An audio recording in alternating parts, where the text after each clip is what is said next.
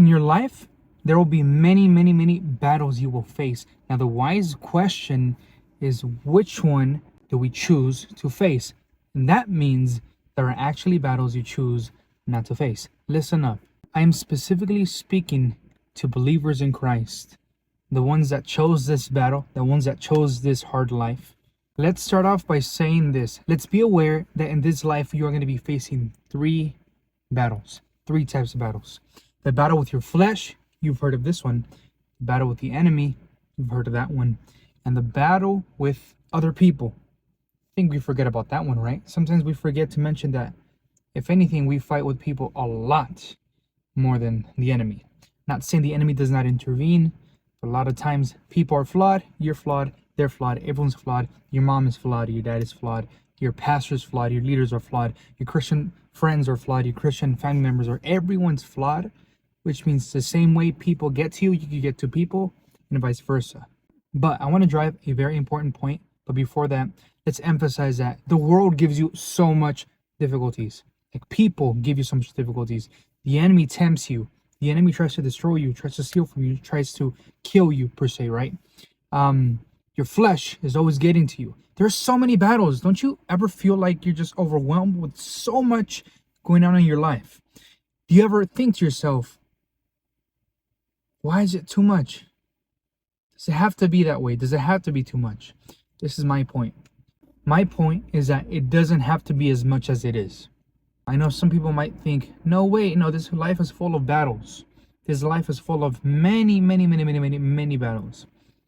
I'm like, yes, you're correct.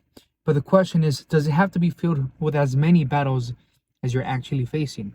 And the answer is no. Because there has been so many times that I have made the decision to choose a battle, when in reality, you didn't have to do that battle. You didn't have to argue with that person. You didn't have to start this heated moment. You didn't have to pick on that person. You didn't have to be extra with that person. You didn't have to fall into those steps, which then brought other problems. You didn't have to do that, which then opened doors to the enemy. You didn't have to mention that. You see, choosing a battle doesn't mean I'm going to choose to start it. It just means I'm going to choose to do this thing, which I'm aware might cause this. And this is the battle I'm talking about. There's a lot of battles that we indirectly choose. But I want to encourage you guys to be careful with the battles you choose. Just imagine, you are able to reduce your battles by 50%. I'm a very analytical guy, so I'm sorry for being all nerdy. But imagine if you're able to reduce your battles by 50%. How great would your life be? And I'm not saying you're struggling with a lot of stuff every single day. You might. What I'm saying is that, let's say, what if you have one rough moment every day? What if you could reduce that to a few a week? For those that really think they have a bad life, what if you have 10 bad moments every day? What if you can go from 10 to 5? The point is, a great way to reduce how many battles you have in your life is by choosing to not take some battles.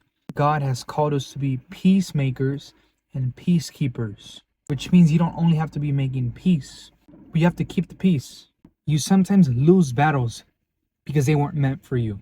Sometimes the very reason for your failure in that battle is because that battle wasn't for you, or that battle wasn't for you yet. Just question whether you should take a battle or not. Let me tell you something. I'm very into philosophy, so sometimes I write my own philosophical thoughts in a notebook. And there's one philosophical thought that I write in my notebook just to remind myself. And it's this: if I get angry with someone disagreeing with me, I will be wasting my energy and anger on someone who most likely didn't have any bad intentions towards me, but that just learned something in a different way, in a different path, in a different order than me. Just like I did with my own opinion and my own thoughts.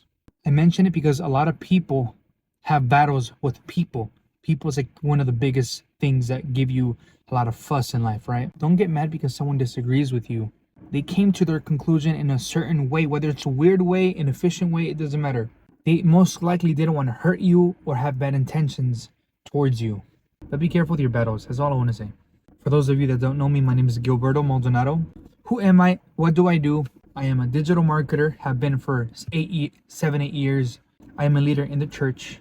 I am a full devoted Christian, which means I really stand by what Jesus teaches, and I am convicted of his biblical truths. And I'm also into the investment world, specifically M&A. In this channel, I will be sharing a lot about investments, my business journey. I'm going to be documenting a lot of what I do in business, but I'm also going to be doing videos as far as topics that could potentially help you in life / and or your Christian life. Stick around, make sure to subscribe. I'm going to be uploading like 1 or 2 times a week. Nice to meet you guys, even though I don't know your face. Bye bye.